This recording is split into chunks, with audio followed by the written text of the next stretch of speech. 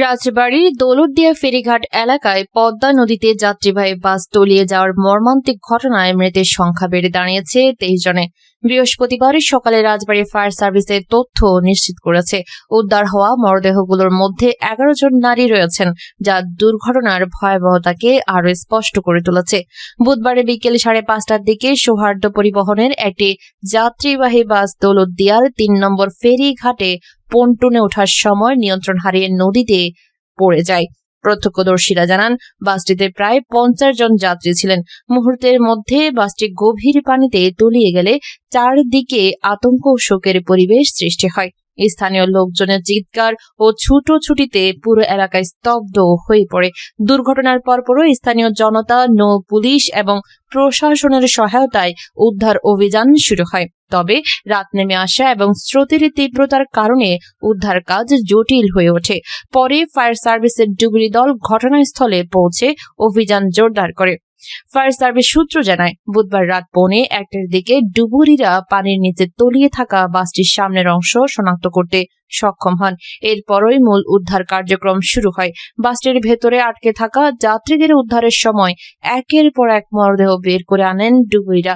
উদ্ধার কাজের পুরো সময় জুড়ে ছিল উৎকণ্ঠা, কান্না আর স্বজনদের আহাজারি। প্রায় 7 ঘন্টার নিরলস প্রচেষ্টার পর অবশেষে দুর্ঘটনা কবলিত বাসটি নদী থেকে উপরে তোলা সম্ভব হয়। বাসটি উদ্ধার হওয়ার পরও ভেতরে এবং আশপাশে তল্লাশি চালিয়ে মরদেহ উদ্ধার অব্যাহত রাখা হয়। এখন পর্যন্ত 23 জনের মরদেহ উদ্ধার করা হয়েছে এবং একজন যাত্রীকে জীবিত উদ্ধার করা সম্ভব হয়েছে বলে জানিয়েছে সংশ্লিষ্ট কর্তৃপক্ষ। রাজবাড়ীর জেলা প্রশাসক সুলতানা আক্তার জানিয়েছেন, বাসটিতে মোট কতজন যাত্রী ছিলেন তা এখনো নিশ্চিতভাবে বলা যাচ্ছে না। যাত্রীদের সঠিক সংখ্যা নির্ধারণে কাজ চলছে। তিনি আরো বলেন, নিখোঁজদের সন্ধানে উদ্ধার অভিযান অব্যাহত রয়েছে এবং প্রয়োজনীয় সব ধরনের সহায়তা প্রদান করা হচ্ছে।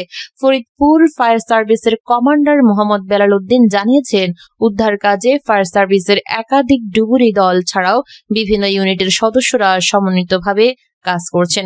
নদীর তলদেশে কাদা, প্রবল স্রোত এবং কম দৃশ্যমানতা উদ্ধার কার্যক্রমকে কঠিন করে তুলেছে। তারপর উদ্ধার কর্মীরা সর্বোচ্চ চেষ্টা চালিয়ে যাচ্ছেন। এদিকে দুর্ঘটনার খবর ছড়িয়ে পড়ার পর থেকে নিহত ও নিখোঁজের স্বজনরা ফেরিঘাট এলাকায় ভিড় করতে থাকেন। কেউ প্রিয়জনের খোঁজে, কেউ বা মরদেহ শনাক্ত করতে এসে আহাজারিতে ভেঙে পড়েন। স্বজন হারানোর বেদনায় পুরো এলাকা ভারী হয়ে ওঠে। স্থানীয়রা অভিযোগ করেছেন, ফেরিঘাট এলাকায় দীর্ঘদিন ধরে নিরাপত্তা ব্যবস্থার ঘাটতি রয়েছে।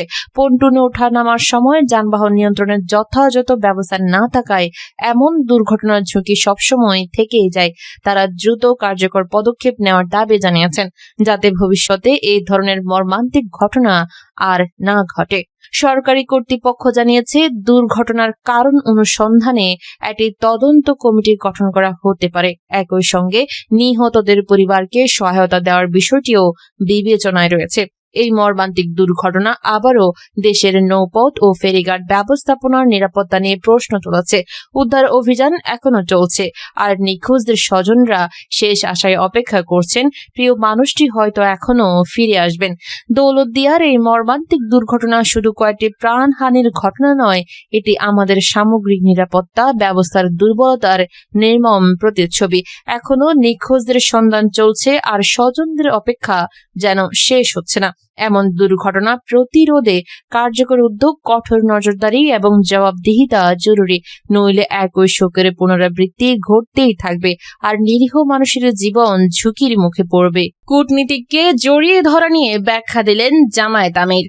পবিত্র ঈদ উল ফিতরের দিন 21 মার্চ রাজধানীর মিন্টো রোডে বিরোধী দলীয় নেতারা সরকারি বাসভবনে কূটনীতিকদের সঙ্গে ঈদের শুভেচ্ছা বিনিময় করেন জামায়াতে ইসলামের আমির শফিকুর রহমান।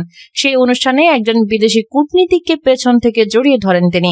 জামায়াতে ইসলামে এটিকে হৃদ্যতাপূর্ণ আচরণ বললেও সামাজিক যোগাযোগ মাধ্যমে অনেকের সমালোচনা করেছেন। আজ বুধবার বিকেলে এক অনুষ্ঠানে সেই আচরণের ব্যাখ্যা দিয়েছেন জামায়াতের আমির।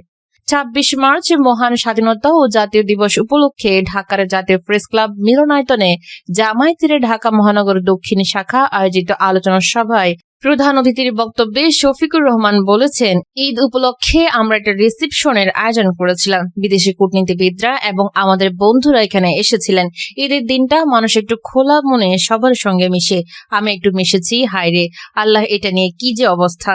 শফিকুর রহমান বলেন, নবীজি এটা করেছেন রে ভাই, তিনি তার প্রিয়তমা সাহাবের সঙ্গে এটা করেছেন। এটা তো আমার নবীর প্রিয় সুন্নত। আমি তো আমার নবীর প্রতিটি সুন্নতকে ভালোবাসি। কে কি বললো না বললো এগুলোর পাত্তা আমি দিই না। তুমি বলতেই থাকো, আমি করতেই থাকবো। জামায়াত আমির বলেন, মানুষ হিসেবে যদি ভুল করে অনুতপ্ত হব, ক্ষমা চাইবো, কোনো অসুবিধা নাই, কিন্তু আমার শুদ্ধ কাজটাকে ভুল হিসেবে চালিয়ে দেবে আর মনে দুদক কর্মকর্তার বিরুদ্ধে জমি দখলের অভিযোগ। দুর্নীতি দমন কমিশনের পরিচালক ও সাবেক পুলিশ কর্মকর্তা আবুল হাসনাত এবং তার সহযোগীদের বিরুদ্ধে জমি দখল, চাঁদাবাজি ও নির্যাতনের অভিযোগ তুলে বিক্ষোভ ও মানববন্ধন করেছেন সাঁথিয়ার ভুক্তভোগী এলাকাবাসী। বুধবার উপজেলার নাগডেমরা ইউনিয়নের ছোট পাথাইলহাট এলাকায় এই কর্মসূচি অনুষ্ঠিত হয়। মানববন্ধনে স্থানীয় কয়েকশো নারী পুরুষ ব্যানার ও প্ল্যাকার্ড হাতে নিয়ে অংশগ্রহণ করেন এবং এলাকায় শান্তি প্রতিষ্ঠার দাবি জানান। মানববন্ধনে তারা অভিযোগ করেন, অভিযুক্ত আবুল হাসনাত ছোট পাথাইলহাট এলাকার অ্যাডভোকেট শামসুল হক নান্নুর ছেলে। তিনি আগে পুলিশ সুপার হিসেবে কর্মরত ছিলেন এবং বর্তমানে প্রেষণে দুর্নীতি দমন কমিশনের পরিচালক হিসেবে ঢাকায় কর্মরত। আওয়ামী লীগ নেতার ছেলে হওয়ায় তিনি গত 17 বছর দলীয় প্রভাবে এলাকায় একছত্র আধিপত্য বিস্তার করেছেন। তার ভাই সোহাগ ও অনুসারীদের অত্যাচারে অতিষ্ঠ সাধারণ মানুষ। স্থানীয় বাসিন্দা রুবেল হোসেন ও আব্দুল খালিককে বলেন, দুদক কর্মকর্তা আবুল হাসনাতের নির্দেশে তার ভাই পুলিশ নিয়ে এসে আমাদের মিথ্যে হেনস্থা করেছেন। আমাদের পৈতৃক সম্পত্তি দখল করে সেখানে পুকুর বানিয়ে মাছ চাষ করা হচ্ছে। আমরা নিজেদের জমিতে মাছ ধরতে গেলে আমাদের মারধরের হুমকি দেওয়া হয়। জানতে চাইলে দুদক পরিচালক আবুল হাসনাত মোবাইল ফোনে বলেন, কি কারণে মানববন্ধন হয়েছে তা আমার জানা নেই। কিছুদিন আগে জমি নিয়ে একটি মারামারির ঘটনা ঘটেছিল, হয়তো সেই সূত্র ধরে এটি হয়েছে। জমির মালিকানা নিয়ে মামলা চলছে, যাদের কাগজপত্র ঠিক আছে তারাই জমি পাবে। আমার বিরুদ্ধে আনা সব অভিযোগ মিথ্যা। যারা সরকারি চাকরি করে তাদের বিরুদ্ধে এসব ষড়যন্ত্রমূলক অভিযোগ করা হচ্ছে। জুলাই যোদ্ধা সংগঠনের নামে প্রেস ক্লাব দখলের চেষ্টা। রাজশাহীর গোদাগাড়ী উপজেলা প্রেস ক্লাব দখল করে বৈষম্য বিরোধী ছাত্র আন্দোলন জুলাই যোদ্ধা নামের একটি সংগঠনের কার্যালয় বানানোর চেষ্টার অভিযোগ উঠেছে। মঙ্গলবার সকালে ওই সংগঠনের পক্ষ থেকে প্রেস ক্লাবের প্রধান ফটকে তালা ঝুলিয়ে দেওয়া হয়। পরে দীর্ঘ উত্তেজনা শেষে সাংবাদিকরা তালা ভেঙে কার্যালয়ে প্রবেশ করেন। জানা গেছে, 2004 সালে প্রতিষ্ঠিত এই প্রেস ক্লাবটি 2009 সালে ডাইংপাড়া মোড়ে নিজস্ব ভবন নির্মাণ করে। দীর্ঘদিন প্রেস ক্লাবের সভাপতি ছিলেন স্থানীয় সাংবাদিক আলমগীর কবির তোতা। জুলাই যোদ্ধাদের অভিযোগ, তিনি আওয়ামী লীগের দোসর। এই অবস্থায় প্রেস ক্লাবের নতুন কমিটি গঠন করা হয়। আমার দেশ পত্রিকার প্রতিনিধি সাইফুল ইসলামকে সভাপতি ও কালবেলা জামিল আহমেদকে সাধারণ সম্পাদক করা হয়। বর্তমানে দীর্ঘ সময় ধরে স্থানীয় সাংবাদিকদের মিলনস্থল হিসেবে পরিচিত এই প্রতিষ্ঠানটি এখন রাজনৈতিক ও দখলদারিত্বের মার প্যাচে পড়ার শঙ্কায় নিরাপত্তাহীনতায় ভুগছেন স্থানীয় সংবাদকর্মীরা।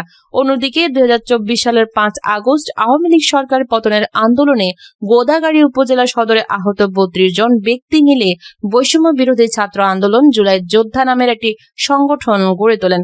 সংগঠনটির নেতারা ডাইংপাড়া মোড়ে অবস্থিত উপজেলা প্রেস ক্লাব ভবনটি নিজেদের অফিস হিসেবে ব্যবহার করতে চাইছেন। এই দাবিতে বেশ কিছুদিন ধরে তারা ক্লাবের কার্যক্রম নিয়ে আপত্তি তুলে আসছিলেন।